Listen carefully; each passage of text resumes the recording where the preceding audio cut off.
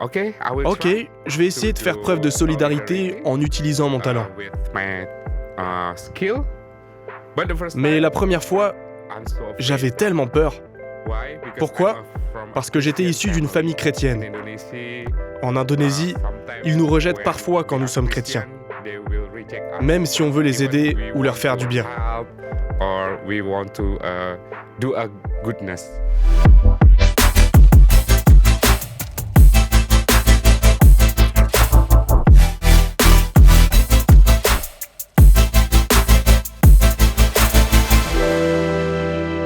Bonjour à toutes et à tous et bienvenue dans La Rue du Sel podcast. La Rue du Sel podcast, on prolonge l'échange qu'on a avec notre invité du mois. Et ce mois-ci, on a le grand plaisir de retrouver Radius. Radius, bienvenue, welcome. Merci Cédric, bonjour. Jean-Phi aussi là, toujours fidèle au poste. Fidèle au poste dans mon beau petit fauteuil tranquille quoi. Et je sais que tu l'aimes, Jean-Phi, cet exercice où on prolonge nos discussions avec nos invités, avec Radius ce mois-ci. Et puis on approfondit les échanges qu'on a, puis on parle aussi beaucoup au-delà des projets, au-delà des engagements, on parle beaucoup des personnes, des vécus, des chemins. Et souvent c'est quasi tout aussi enrichissant que le projet lui-même, finalement. Il y a beaucoup à apprendre sur Radius, de choses qu'on n'a pas dites dans l'émission. En particulier, une question qui ne te surprendra pas, Cédric. Je vais lui poser la question, mais ce sera en cours d'émission. Je vais lui poser la question, comment sont les toilettes en Indonésie ? Aïe, aïe, aïe. Bon, alors là, c'était un petit moment privé de joke, voilà, pas privé. Tu crois que je n'ai pas posé la question ? Oui, c'est vrai. Alors, la rubrique question toilette. Question toilette, ouais, c'est ça. Alors, on y reviendra, Jean-Philippe, tout à l'heure, pour ton plus grand plaisir. Et avant ça, pour resituer Radius, pour ceux qui nous retrouvent aujourd'hui, qui n'avaient pas forcément vu encore l'émission avec lui, qui est sorti le 1er du mois. Radius, c'est un enfant qui a été, quand il était enfant, parrainé. C'est-à-dire qu'il y a un New-Yorkais qui vit à Compassion International, donc c'est le partenaire du CEL pour la mise en place du parrainage d'enfants. Donc Compassion, via Compassion, il a été aidé par quelqu'un à New York qui à la fois le parrainait via l'envoi d'argent qui permettait de sa scolarisation. Il a été le meilleur à son école. C'était extraordinaire son histoire et on va sûrement encore l'entendre aujourd'hui. Et à la fois rédiger des lettres d'encouragement et ça a beaucoup touché et impacté la vie de Radius. Donc ça, c'est également prier aussi. Ouais, également prier et cette prière aussi se traduisait dans les lettres qui étaient écrites. Donc vraiment une très très belle histoire. Je pense qu'on a été vraiment touchés aussi. Et puis on se dit en fait ça fait trop sens. Avec le parrainage, on a un outil entre les mains pour vraiment aider au loin. Tu vois, des fois où tu te dis aider au loin, comment je vais faire ? Et là, avec le parrainage, on a vraiment un outil à notre disposition. Et j'ai beaucoup aimé, rendre ce truc concret avec ton histoire, Radius. C'était vraiment trop chouette. Donc ça, c'est ce qu'on a vécu avec l'émission La Rue du Sel. Et aujourd'hui, on prolonge cette discussion. Donc Radius, il parle anglais, mais il vient d'Indonésie. Radius, on t'a fait parler un tout petit peu les deux langues, la langue nationale et la langue plus spécifique de ta région, mais c'était des tout petits mots. Est-ce qu'on n'aurait pas un challenge à faire quelque chose de plus long pour qu'on puisse mieux s'immerger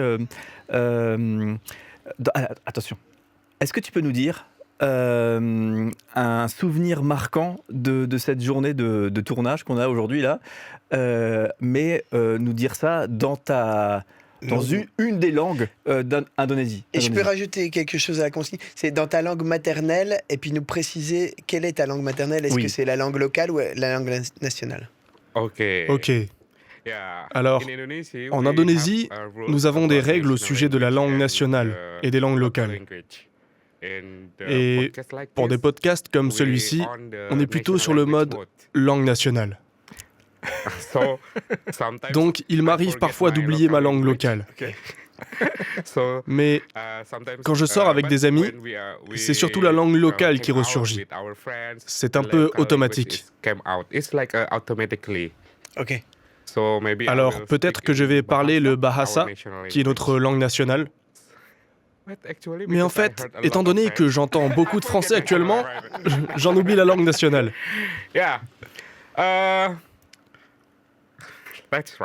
Essayons. pertama kali shooting podcast seperti ini, it's bahasa. C'est en Bahasa. Ok. Et qu'as-tu dit? Yeah, so this is Oui, the first c'est la time première fois que I j'enregistre do un a podcast. recording podcast. Ok. Trop bien. C'est excellent parce qu'on reconnaît des sonorités comme ça, on a l'impression d'être projeté dans une langue qu'on croit connaître, mais là on est à l'autre bout du monde, quoi. On est à 12 000 km en Indonésie, quoi. Ce qui m'étonne, c'est pas si facile de passer du langage anglais, français entendu, anglais, et puis après retourner dans ta langue maternelle, c'est un effort en fait à faire. I don't know, but Je ne sais it's pas, mais je like, pense que c'est automatic in my automatique mind. dans mon cerveau. C'est pour That's ça why, que parfois, sometimes, en I'm not fait, good at je ne suis pas language, bon dans les actually. langues. So when I'm Donc on quand je the suis sur le mode English anglais, mode, il n'y a que l'anglais dans so mon in my cerveau. mind, yes, only English, but on Mais pour le Bahasa, Bahasa, I will je penserai automatically automatiquement think in en Bahasa. So when Alors you quand vous ask me me demandez to, de parler le speak on Bahasa et l'anglais, English, parfois c'est très dur pour moi, sometimes it's so hard to me. And local sans oublier la langue language. locale. So, but Mais let's essayons. try, you want to Est-ce que try vous voulez how essayer I de speak parler le Bahasa? Bahasa? Oh ouais. Yeah. Okay. Studio di sini. Ça veut dire studio ce studio. sangat bagus. It means Ça veut dire very très bien. Anda punya banyak perlengkapan yang menurut saya bisa membuat video yang baik. So in English, Donc en français, you ça have, signifie vous avez de bons équipements good equipment pour réaliser to make une bonne vidéo. a good video. Merci Radius. Ah, c'est en voyage avec les sonorités. The things that I not- J'ai remarqué quelque Yes, chose the- en entendant the les things Français that I parler. noticed when I heard French say it, because I do Dans le cadre de ma sponsorship tournée tour, parrainage, I speak quand je English parlais anglais, and someone quelqu'un translate me. m'interprétait en français. How you speak Et English votre and you façon de speak parler anglais French et de is parler totally français different. est I mean, the totalement structure différente. of the sentence and Par it's exemple, like la in structure des Indonesia. phrases est You similaire à have l'Indonésie. more Vous avez plus de sentences, phrases quand vous when you traduisez de translate l'anglais from au français. English to French, and we Et translate- pareillement, we nous have avons more plus words de mots quand nous for traduisons translate English to de l'anglais au Bahasa. Bahasa. Et on a essayé de te faire parler français et il y a les R qui sont très difficiles à prononcer. On a essayé de te faire dire on se retrouve. À la rue du sel. Et c'est Rue pas du possible. sel. C'est pas possible. Ça donne quoi? On se retrouve On Est-ce que tu peux répéter, s'il te plaît, Cédric? On se retrouve. On se retrouve. Oh Oui. Mais là, Good. ça commence Really? à... Ah ouais. Ah bah dis donc, mais il va Ok. bientôt être français. Hein. Ouais. Ok, so donc, maybe I can Peut-être que become je a pourrais Parisian devenir as parisien soon as aussi possible. vite que possible.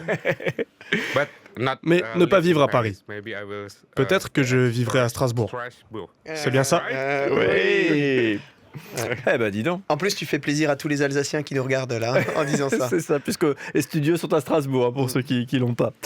Bref, ça fait trop plaisir de retrouver Radius, de passer ce temps ensemble.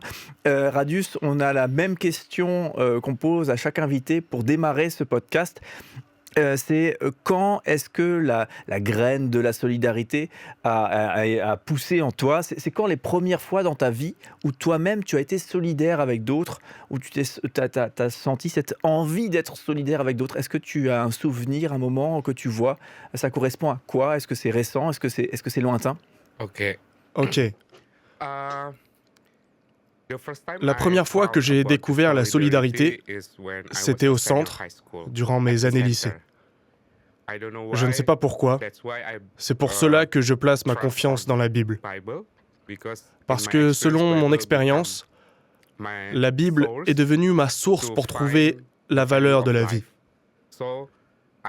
Et c'est aussi dans la Bible que j'ai découvert la solidarité.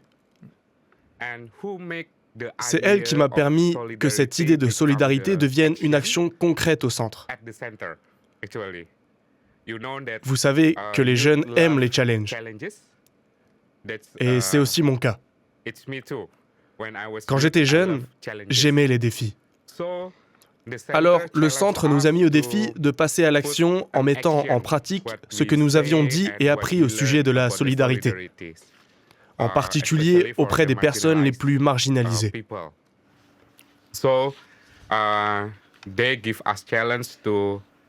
Notre challenge était donc servir les personnes dans le besoin, avec ce que nous avions. Je n'avais pas d'argent, mais j'avais un talent, celui d'enseigner les mathématiques. Je me suis dit, ok, je vais essayer de faire preuve de solidarité en utilisant mon talent. Mais la première fois, j'avais tellement peur. Pourquoi ? Parce que j'étais issu d'une famille chrétienne. En Indonésie, ils nous rejettent parfois quand nous sommes chrétiens, même si on veut les aider ou leur faire du bien. Mon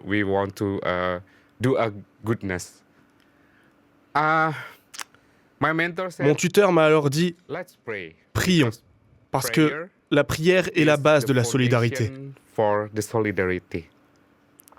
Il ne s'agit pas de notre œuvre, mais celle de Dieu, pour toute personne.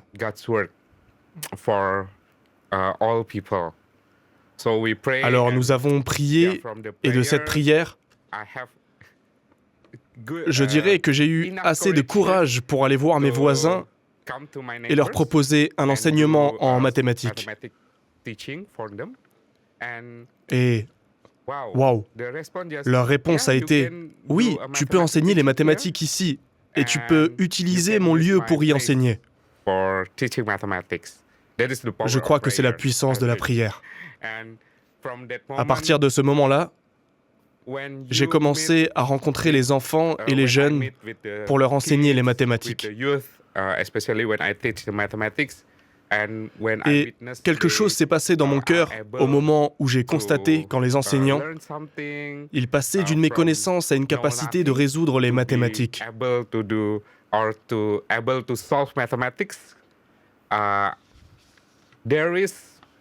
Et je me suis dit, oh, voilà comment on se sent quand on exprime l'amour de Dieu.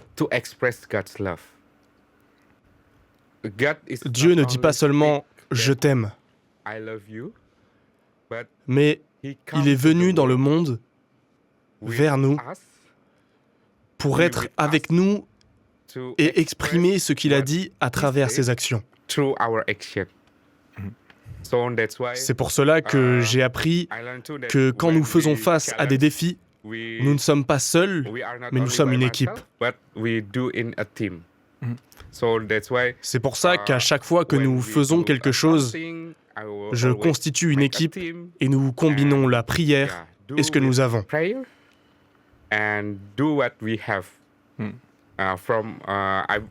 Nous croyons que tout ce que nous avons sont des outils reçus de Dieu pour œuvrer dans la solidarité et passer de la parole aux actes. Tu as été longtemps professeur de mathématiques, bénévole pour tes voisins ou les enfants du quartier ? Oui, jusqu'à présent, même si je travaille à Compassion. À Compassion, nous faisons énormément de choses pour les enfants et les jeunes. Mais de mon côté, je travaille aussi bénévolement en leur enseignant les mathématiques tous les lundis.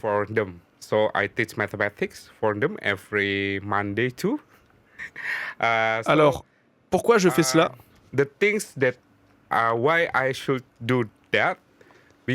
Parce que je considère qu'en arrêtant de travailler bénévolement, ce serait pour moi comme si j'arrêtais ou que je perdais une occasion d'exprimer l'amour de Dieu, alors que son amour n'a jamais cessé dans ma vie.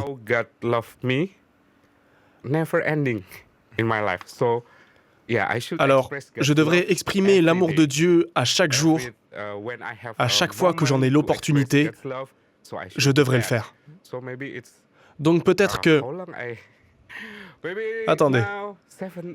Peut-être que maintenant ça fait 17 ans que j'enseigne les mathématiques bénévolement, depuis que j'ai l'âge de 15 ans. impressionnant. Ça me fait penser à ce passage biblique où il y a un mendiant qui est infirme et il y a l'apôtre Pierre qui passe avec je ne sais plus qui et puis il lui dit, il tend la main pour avoir l'aumône et il lui dit j'ai pas d'argent mais ce que j'ai je te le donne. Et puis en l'occurrence c'est la guérison là au nom de Jésus, lève-toi et marche.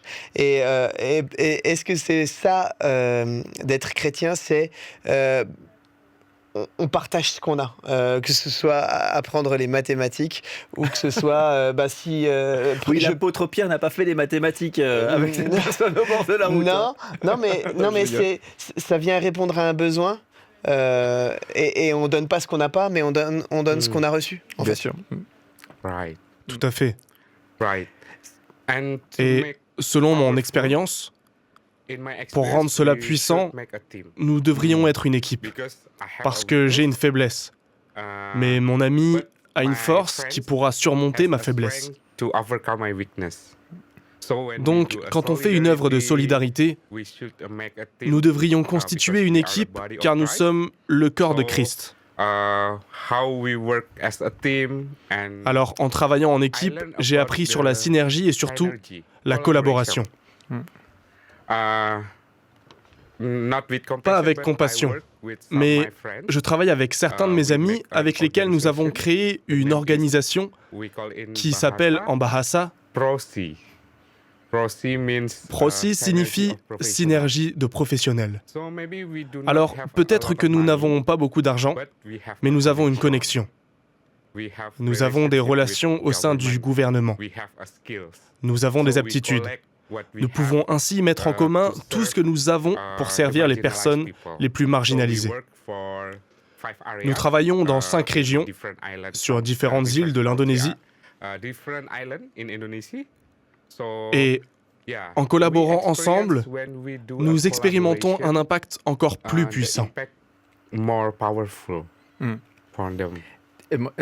Radius, moi, ça m'interpelle comme tu es toujours positif. Tu es toujours, même quand tu parles de ta situation, même quand tu parles des moments où c'était difficile, ton contexte était vraiment difficile, la pauvreté, de la violence à la maison, et le manque d'amour et tout ça. Et puis après, quand tu parles de ton histoire, c'est ultra positif, le centre de développement, c'est ultra positif. Enfin, je suis un peu interpellé, quoi, à quel point c'est positif. Est-ce que tu as aussi vécu des moments difficiles, même quand tu étais au centre de développement, ou plus tard dans ton parcours? Est-ce que ça a été quoi, peut-être, ces moments difficiles chez toi? Peut-être que la chose la plus difficile dans mon passé, l'une des choses les plus difficiles pour moi au centre, est lorsque j'ai reçu la nouvelle que mes premiers parrains avaient décidé de cesser de me parrainer. Oh. Oui. C'est comme quand tu es dans une pièce et que tu as une bougie, mais cette bougie est la seule lumière qui éclaire ta pièce. Quand j'ai reçu cette nouvelle, c'est comme si on avait éteint cette bougie. Alors, tu es de nouveau dans les ténèbres, tu te sens seul, et tu sens que tu n'as pas assez de force pour continuer ton parcours. Tu avais quel âge à ce moment-là? 18 ans. J'avais 18 ans à ce moment-là. C'était difficile parce que j'avais perdu mon supporter. Je veux dire, celui qui me soutenait. À ce moment-là, j'avais 18 ans. Et c'était 2 ans après que ma famille ait décidé de retourner à l'église. 2 years after my family decided to come to the church again, because la famille de mon parrain était un exemple. Et je voulais qu'il en soit de même pour ma famille. Et oui, c'était aussi difficile parce que je m'apprêtais aussi à aller à l'université. J'étais inquiet et anxieux et je me demandais comment je pourrais aller à l'université sans personne pour me soutenir.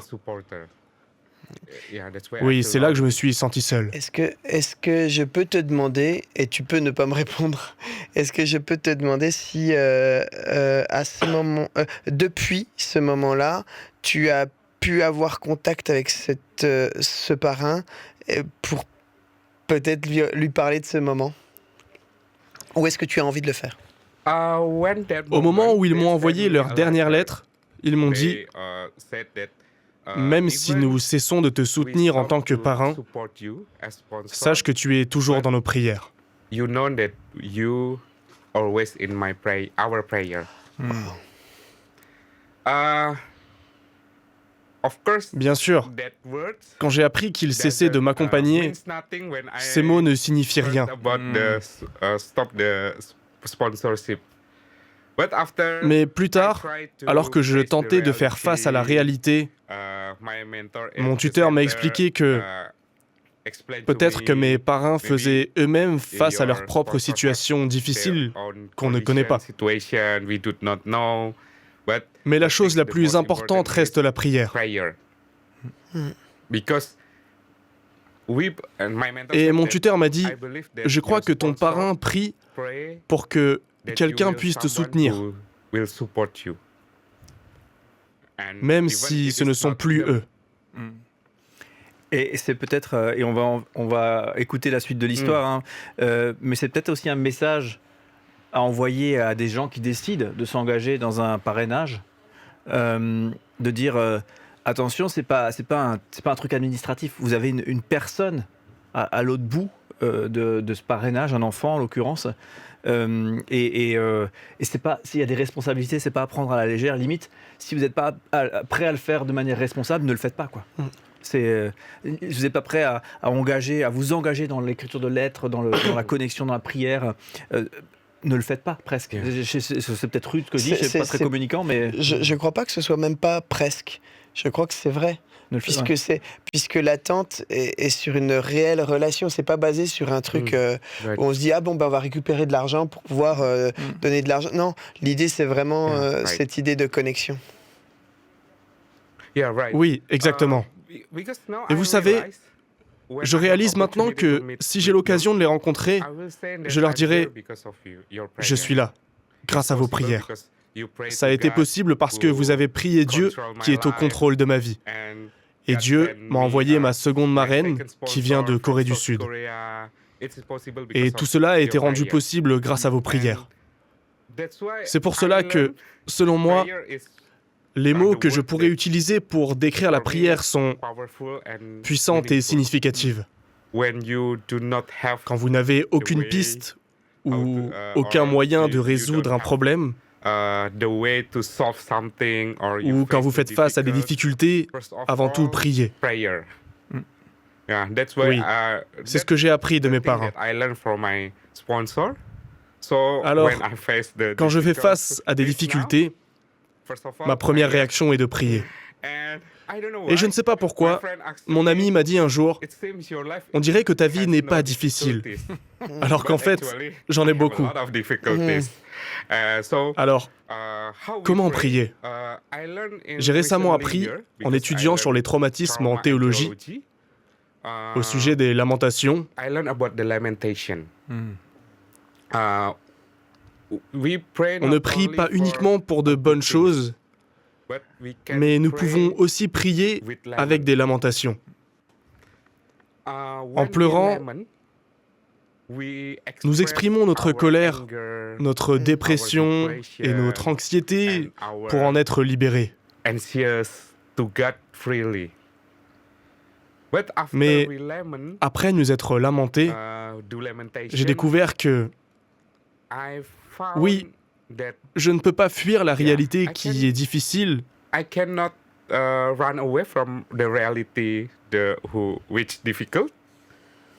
Mais j'ai cette force pour faire face à cette réalité. Alors, comment faire face à mes difficultés? À travers les lamentations. Nous faisons face à des difficultés et peut-être que je ne peux pas toujours être positif. Mais en combinant les lamentations à la prière, nous pouvons répandre l'espérance. Comme les psaumes alors comme les psaumes. Oui, tout à fait. Quand j'ai appris au sujet du traumatisme et de la théologie, j'ai beaucoup appris des psaumes et des lamentations de Jérémie. La lamentation n'est pas une fête de l'apitoiement sur soi comme « Oh, combien je suis pauvre », quelque chose comme ça. Mais c'est plutôt tourner notre cœur vers Dieu. Essayer de connecter ce que nous ressentons, mais aussi ce que Dieu ressent. Et en pratiquant la lamentation, nous y trouvons une guérison en Dieu. Pas une guérison superficielle, mais une réelle guérison pour faire face à la réalité. Peut-être que les difficultés ne changeront pas, qu'elles resteront sur notre chemin. Mais nous avons la force d'y faire face. On peut peut-être aussi entendre la fin de l'histoire, comment ça s'est passé, puisque donc de 6 ans à 18 ans, tu as été soutenu par une personne, un parrain qui habitait New York, qui a donc arrêté, quand tu avais l'âge de 18 ans, de te soutenir, ce que tu as expliqué tout à l'heure. Et comment ça s'est passé, puisque c'était le moment d'aller à l'université, il fallait être soutenu pour ça aussi, et tu as pu y aller. Hein. Comment ça s'est passé pour que justement un autre sponsor prenne le relais? Est-ce que tu peux nous parler de ça? Je vous parle de ma deuxième marraine, n'est-ce pas? Oui, et... D'accord. Alors, je n'ai pas eu de parrain pendant 4 mois. Donc, disons que pendant ces 4 mois, ma vie était comme dans les ténèbres, couverte. C'était toujours dans ma tête, mais avec l'explication de mon tuteur, qui m'a rappelé que même si mes parrains ne me soutenaient plus, ils priaient toujours pour moi, j'ai tenté d'accepter cette situation. Alors, j'ai essayé d'utiliser ma foi et mon espérance, et j'ai prié pour pouvoir faire face à cette situation avec Dieu. Dieu est avec moi, et je croyais qu'il pourvoirait à mes besoins.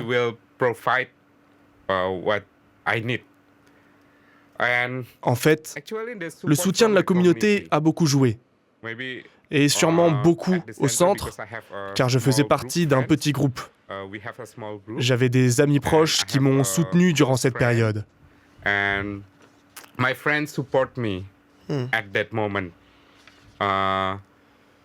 Parfois, ils me disaient « Ne dis pas trop, j'ai perdu mon parrainage ou j'ai perdu ma connexion avec mon parrain. »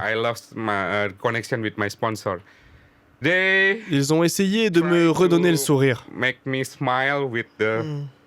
Oui, c'était de petites et simples choses, mais qui signifiaient beaucoup. Comme faire une blague. Parfois, on essayait de cuisiner quelque chose ensemble, même si c'était juste griller un maïs ou des pommes de terre.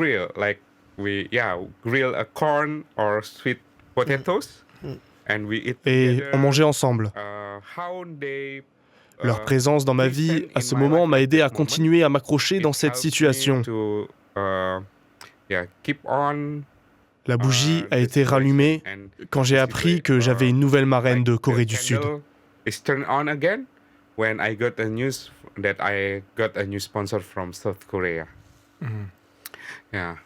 Il n'y a pas beaucoup de sponsors qui, de parrains, de marraines qui décident de soutenir des enfants qui sont grands déjà, puisque tu avais 18 ans. Est-ce que tu connais bien le terrain de l'Indonésie? Est-ce que c'est le cas? Il y a beaucoup d'enfants qui sont grands, qui auraient des besoins, mais qui n'ont plus de soutien? Oui, en fait, avec cette expérience, j'ai appris de ma marraine que...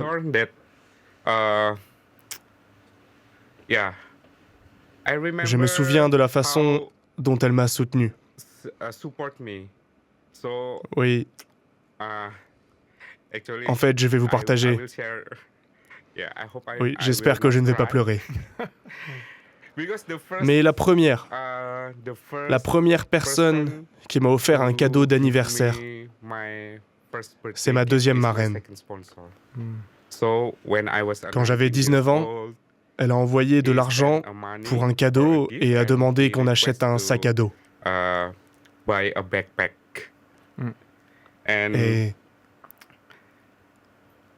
Je suis désolé. sorry.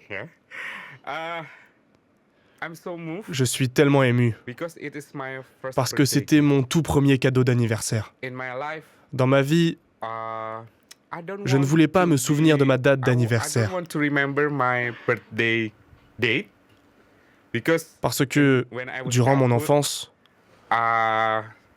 many people beaucoup de gens me disaient talk to me that « Il n'y a rien de bon dans ta nothing famille. good from your family, Tu es le you porte-malheur de bring ta the bad famille. luck for the family, and Ou encore, maybe it's not good for you il aurait not mieux to valu be que tu ne born naisses in pas the dans ce world. monde. That's why I don't like my C'est pour cela que je birthday détestais ma date date. d'anniversaire.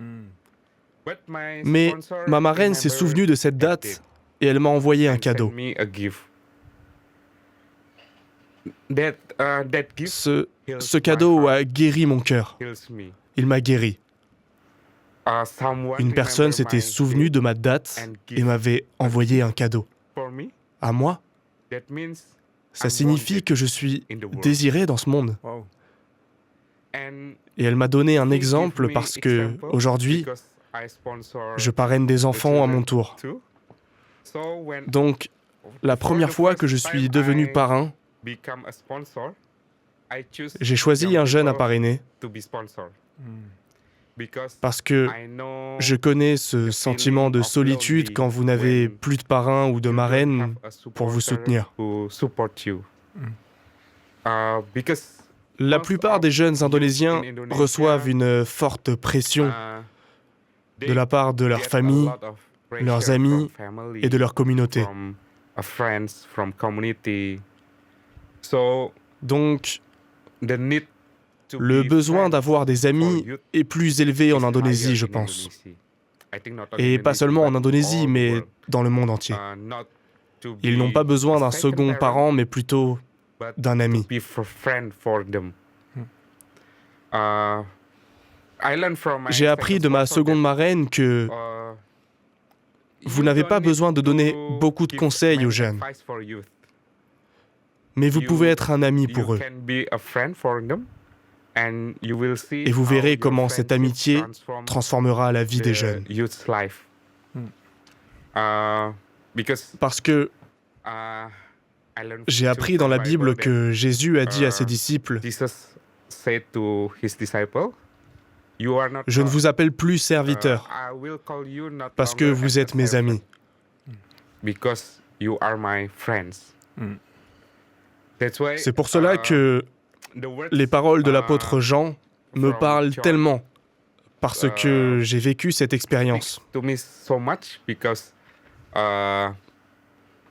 I felt that experience. So Alors, I want to be Je veux être a cet ami friend for pour de more and plus en more plus de jeunes. youth. Ça donne envie ça redonne sens aux cadeaux, aux périodes de fête, etc. Et si seulement on arrivait à donner ce sens aux cadeaux qu'on s'offre aux fêtes, ça serait super. Ouais, alors moi, Merci. j'ai discuté avec Radius de cette question-là, et au moment où il m'a dit cette histoire de cadeau, j'ai pris mon téléphone pendant la conversation et j'ai écrit à ma femme cadeau d'anniversaire. Elle va pas comprendre. Mais c'est juste pour penser à discuter avec elle. Alors, pas forcément que des cadeaux que nous, on va se faire dans l'année, à l'anniversaire, à Noël, tout ça, mais aussi pour notre filleule, de penser à sa date d'anniversaire. J'aime beaucoup ce qu'il a dit de l'importance de ce que Radius a dit, de l'importance de fêter ça, parce que, ouais, t'es venu au monde, tu es un cadeau, en fait, Ouais. pour nous, voilà. Ouais. Parce qu'avec ta famille, donc vous avez un enfant, Oui. une fille, un garçon Happy, qui est une fille du Rwanda. au Rwanda. Et en quoi ça te bouscule d'entendre l'histoire de Radius dans ta pratique en tant que parrain et marraine, bien sûr, avec ta femme? Ça me bouleverse complètement, ça me bouleverse. J'ai trop envie que ma femme regarde cette émission. J'ai envie que les parrains marraines regardent cette émission, parce que moi, ça m'a bouleversé complètement. Bon, il y a des bien meilleurs parrains marraines que moi, mais ça me bouscule sur la prière en premier. Parce que on peut se sentir démuni quand on est parrain, marraine, en se disant, je vais prier quoi? Bon, Seigneur, je te prie pour Happy, qu'elle aille bien. Oui, Ok. Et Radius a dit quelque chose d'important durant sa tournée. Il a dit, faudra que tu m'aides, Radius. Il a dit qu'on pouvait prier pour que ils aient de l'amour, de l'espérance ou de l'espoir. Et le troisième chose, je me rappelle plus. Qu'ils ressentent cet amour. Ouais, voilà. Donc, prière en premier. Deuxième, courrier. Envoyer des mots d'espoir et même prier avant pour avoir les mots justes, pour donner de l'espoir dans les courriers et pas avoir d'attente des courriers d'Happy. J'en ai pas, hein, parce que j'ai bien compris en rencontrant Brian l'année dernière que c'est des enfants en face. C'est des enfants, c'est idiot à dire, mais des fois on est un peu, voilà, un peu basique. Oui. Oh, c'est un peu bateau ce qui m'a écrit cet enfant de 5 voilà, ans. donc c'est ça. Donc, je serais le premier à le dire, en plus ce genre de bêtises, ça me... Ouais. Mais du coup, vraiment avoir des mots d'espoir dans le courrier. Et troisième chose, on peut penser à des choses... En fait, avoir de l'amour pour cet enfant qui soit une réalité, donc forcément, c'est son anniversaire, on y pense, presque on le fête en famille et on lui dit on t'aime et on veut que tu passes une belle journée d'anniversaire. Enfin, y penser concrètement, quoi. C'est vraiment faire de la place, quoi. Faire de la place pour cette personne. Et on comprend bien avec Radius que Radius avait une famille. Élargie avec sa famille à New York et puis après une amie avec sa marraine en Corée du Sud. Donc moi je veux être cette famille aussi pour Happy. Ouais. Ok, top. Merci Jean-Philippe, ça complète bien le témoignage. Et là, tu as ôté ta casquette, je travaille au sel, et tu as mis ta casquette, je suis un parrain, marraine avec mon épouse via le sel, comme tout le monde, quoi, comme ces 11 000 parrains là, en France. Quoi. C'est l'occasion de remercier Radius pour ce qu'il fait. Ouais. Il a parcouru 12 000 kilomètres pour que ça transforme les vies des parrains et marraines. Ouais, c'est ça. Et le regard des parrains et marraines. Et merci beaucoup. Trop bien. Alors, on va peut-être faire une petite parenthèse un peu plus ludique, mais j'ai envie de te demander comment c'est passé, puisqu'on est presque au bout de ce qu'on appelle une tournée de parrainage. Donc, tu étais en France pour rencontrer beaucoup de monde, tu as notamment visité des églises pour témoigner de ton histoire et expliquer ce que tu as vécu. Et j'ai envie de te demander un peu de manière ouverte, qu'est-ce que tu retiens, qu'est-ce qui t'a marqué dans cette tournée de parrainage, dans toutes ces rencontres que tu as pu faire. Et après, tout aussi profond, on parlera des toilettes. Merci Jean-Philippe de me le rappeler. Cette tournée parrainage a été pour moi comme un parcours spirituel dont Dieu m'a fait don.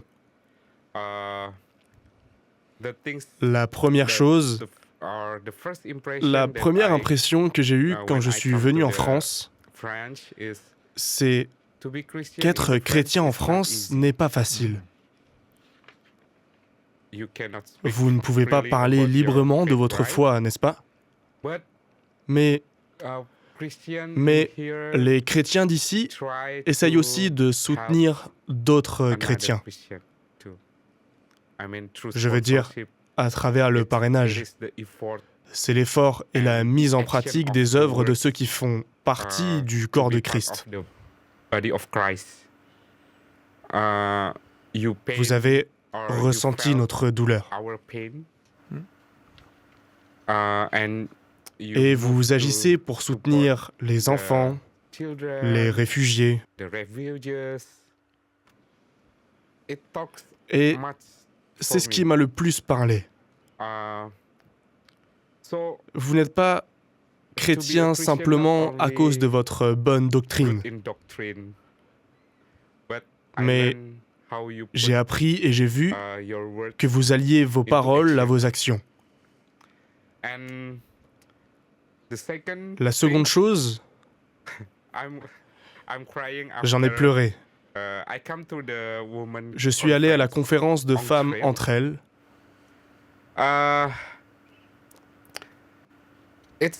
C'est... Quand je suis retourné à ma chambre après cette conférence, j'ai pleuré parce que vous tenez tellement aux enfants. Je veux dire, j'imaginais toutes les églises du monde entier prendre soin les uns des autres. Et à cette conférence de femmes, j'ai vu beaucoup de femmes se diriger vers le stand du sel et demander à l'équipe comment faire pour parrainer un enfant. Peut-être que c'est normal pour l'équipe du sel. Mais pour moi, quand j'ai vu ça, je me suis dit, waouh, nous avons beaucoup de soutien. Nous sommes comme le corps de Christ. En Indonésie, il m'arrivait parfois de me demander, qui nous aime en Indonésie? Nous avons beaucoup de problèmes. Mais c'est à cette conférence de femmes que j'ai vu que nous avons beaucoup de personnes qui nous soutiennent. Nous sommes le corps du Christ. Alors, j'apporterai ça. Donc, quand je retournerai en Indonésie, j'essaierai de trouver des moyens de connecter de plus en plus le corps du Christ pour réaliser des actions et lutter contre la pauvreté et l'injustice.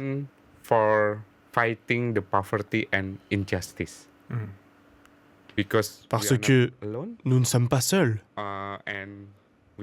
Nous avons des amis en France. Est-ce que, merci beaucoup, est-ce que tu as une ou plusieurs personnes que tu as rencontrées et ça t'a marqué ou tu te souviendras de cette rencontre longtemps? Oui, bien sûr. C'est une femme de Lyon. J'espère que je le prononce bien. C'est ça. Elle est venue me voir. Elle a parrainé un enfant en Indonésie. Elle a parrainé ce garçon depuis qu'il avait l'âge de 6 ans, comme moi. Mais ce garçon avait quitté le programme de parrainage car il avait commencé à travailler et il était âgé de 18 ans.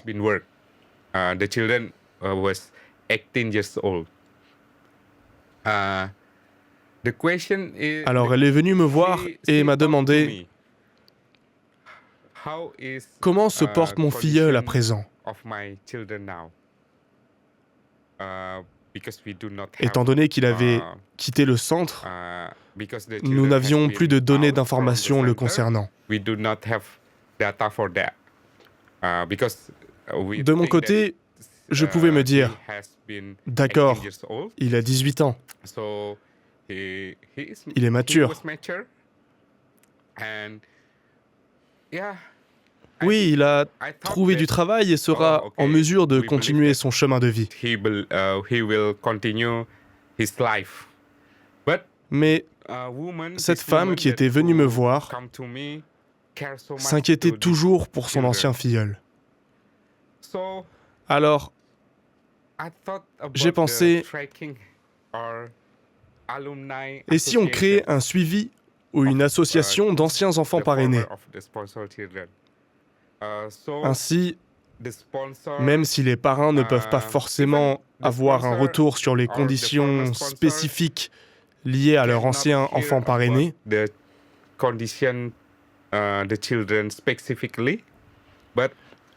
j'espère qu'ils pourront en tout cas entendre l'impact que le parrainage a eu dans la vie des anciens parrainés. Quel impact? L'impact qui sera visible à travers cette association et cette collaboration d'anciens parrainés.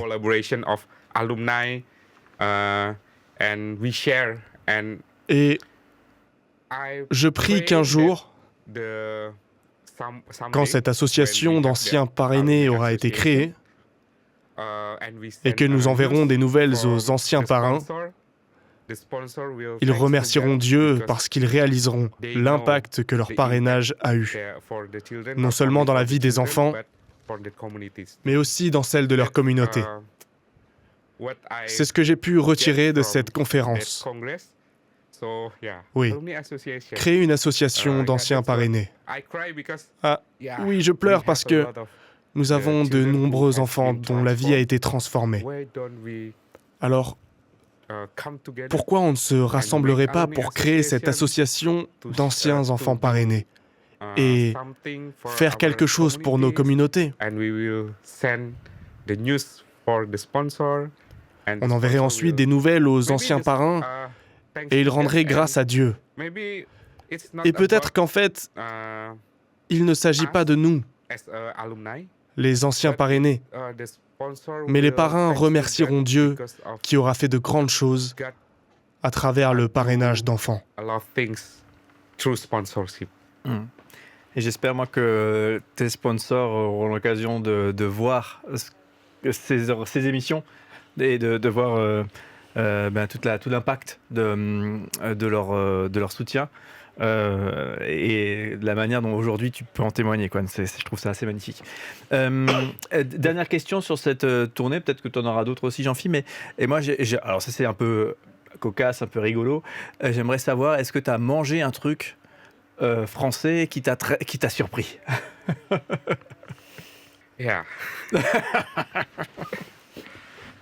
Oui. Le plat français qui m'a le plus surpris, c'est la combinaison des raisins et du fromage. I don't understand. Le fromage et le premier, c'était quoi? Justement, c'est le premier que j'ai pas compris. Le raisin, qui est le fruit, avec le fromage. Parce que, comment peut-on mélanger un fruit avec du fromage? Ça n'a aucun sens pour moi. Et vous avez beaucoup de fromage. Donc, quand quelqu'un m'a proposé d'essayer le mélange raisin et fromage, ça n'avait aucun sens. Quel est le goût dans ta bouche? Finalement, j'ai essayé et j'ai d'abord pris le raisin, puis le fromage. Il y avait environ 7 fromages sur le plateau. Donc j'ai pris un fromage que j'ai mis dans ma bouche et le goût est si parfait. Oh! Et le deuxième fromage, Welcome France! je ne sais pas. Ça n'a aucun sens, mais le goût, chaque fromage qui était mélangé au raisin avait son propre goût et c'était tellement bon. Est-ce que tu connais le dessin animé Ratatouille de Disney? Oh. Quand le rat prend un goût et ça lui fait hop, et il mélange les deux et c'est ça que tu décris. Oui, c'est ça. Donc, comme il est facile de trouver des raisins en Indonésie, j'achèterai du fromage français et j'en mangerai en Indonésie aussi. Surtout ce mélange. Super. Jean-Philippe, on passe à Tu nous as choqué, puisqu'on a une séquence Tu nous as choqué, ou est-ce que tu avais une dernière question encore avant de non, passer au choc? j'en aurais, mais j'en aurais sur les toilettes, évidemment. Mais... C'est vrai que je t'ai pas laissé l'opportunité. Non, ma question derrière les toilettes, pour enlever la private joke, c'est vrai. ma question derrière ça, c'était... qu'est-ce qui est dit? Nous, on a du mal. Tu as réussi à nous amener chez toi, dans ta façon de raconter. On a un peu vécu chez toi, un petit peu. Mais je sais qu'on effleure à peine les différences qu'il y a entre nos pays.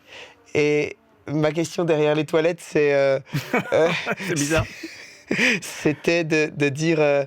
qu'est-ce qui est si différent dans notre façon de vivre par rapport à chez toi? Quand vous allez aux toilettes, vous n'avez pas d'eau.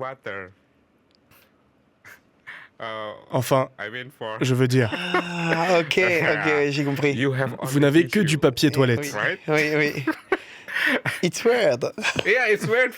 Oui, c'est bizarre pour nous parce que en Indonésie, on devrait avoir de l'eau.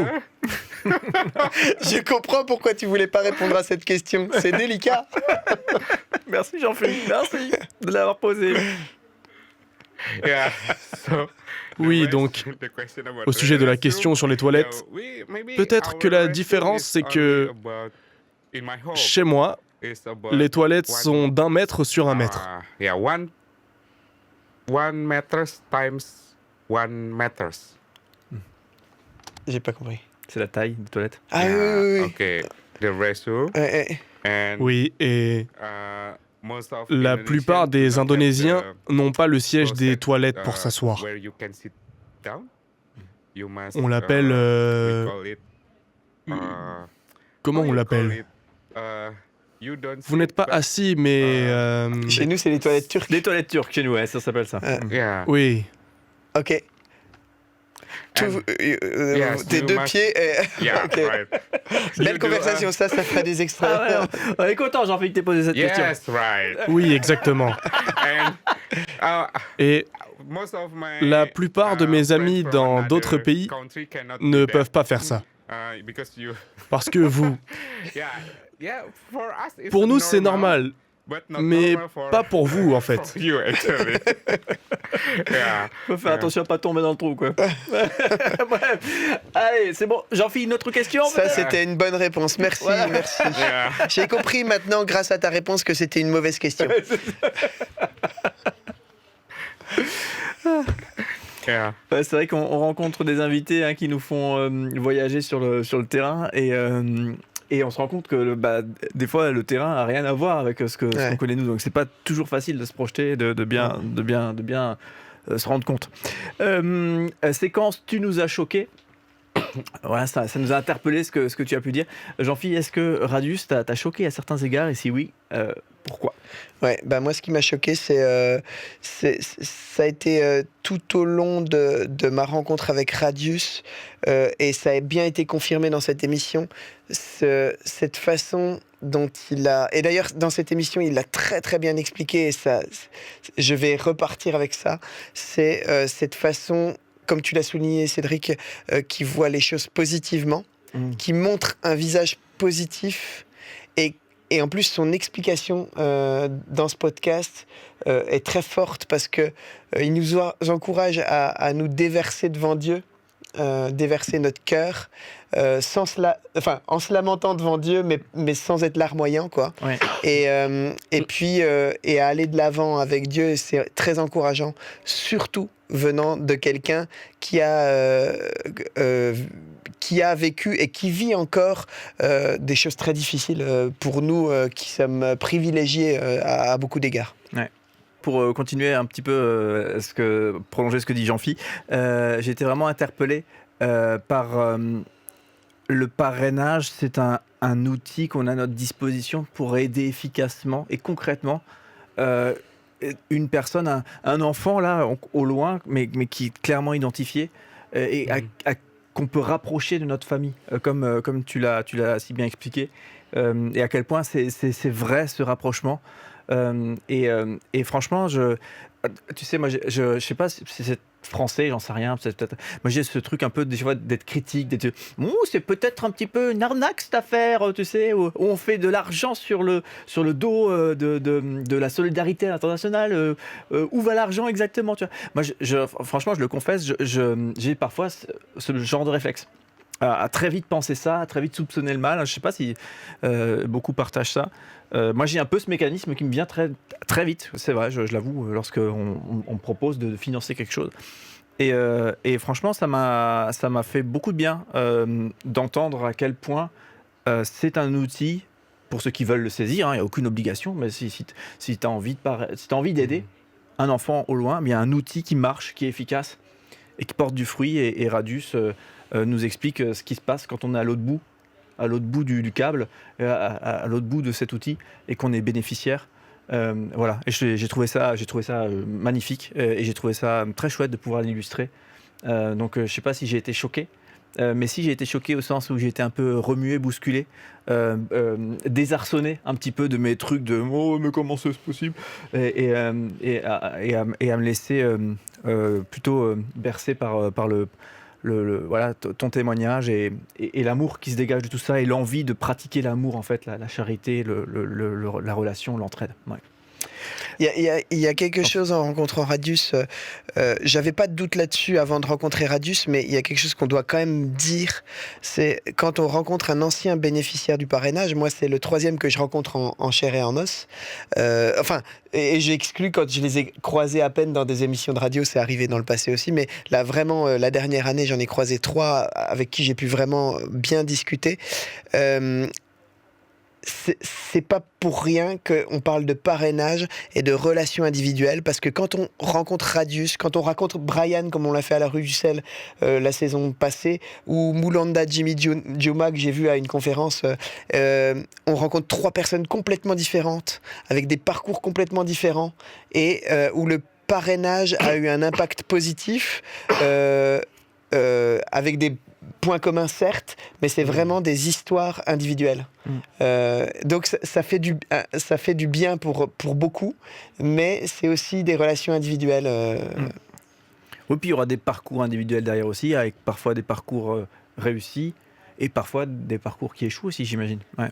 Et voilà, c'est pas pour tout peindre en ensoleillé, en rayonnant, machin. C'est pas pour. Mais je trouve quand il y a des belles choses, il faut les dire aussi, quoi. Et puis même quand on pourrait considérer éventuellement comme un échec, dans le sens où c'est pas allé aussi loin que Radius, parce que Radius devient prof, qui après il travaille pour Compassion, donc là c'est la cerise sur le gâteau. Mais même si on aide un enfant pendant 2 ans à avoir un repas, ben mince, c'est quand même 2 ans où cet enfant va réellement bien manger, même si après il y a d'autres difficultés dans la vie. Ouais.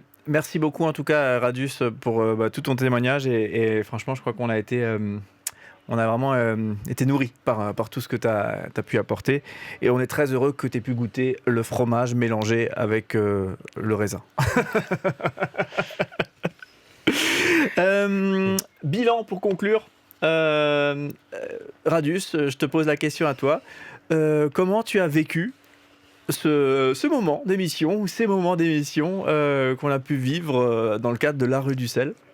Quel bilan tu fais? Wow. J'ai tellement aimé participer à ce podcast parce que c'est un moyen, enfin je veux dire que le podcast est un outil pour répandre la bonne nouvelle, pour répandre l'espoir à tout le peuple français, mais aussi à tous les francophones. Et peut-être que notre discussion n'a duré qu'1 heure, mais je crois que notre discussion aura un impact sur le parcours à long terme d'une personne.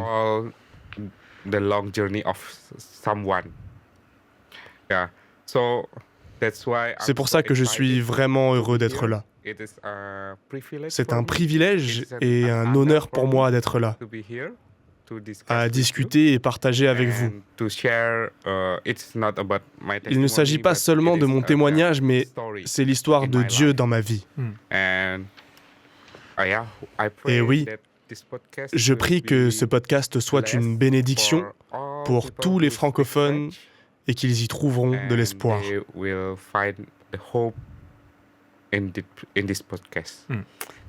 Merci beaucoup. J'ai tellement aimé. Et nous aussi, on a beaucoup apprécié. Jean-Philippe, un petit bilan. Je l'ai fait le bilan avant, moi aussi, mais par contre, je veux remercier encore une fois Radius et je partage ton envie que ce podcast bénisse les gens qui l'écoutent. Ouais. C'est super et du coup ceux qui veulent en savoir plus, on vous met le lien dans la description de cette vidéo vers le site du CEL. Donc CEL, vous l'avez compris, c'est le partenaire de Compassion à l'international. Compassion qui est l'organisme qui a en Indonésie qui a accompagné Brian quand il était enfant et pour lequel aujourd'hui Radius travaille. J'ai confondu, j'ai dit Brian. Radius, pardon. J'étais plongé encore dans mon histoire de tout à l'heure.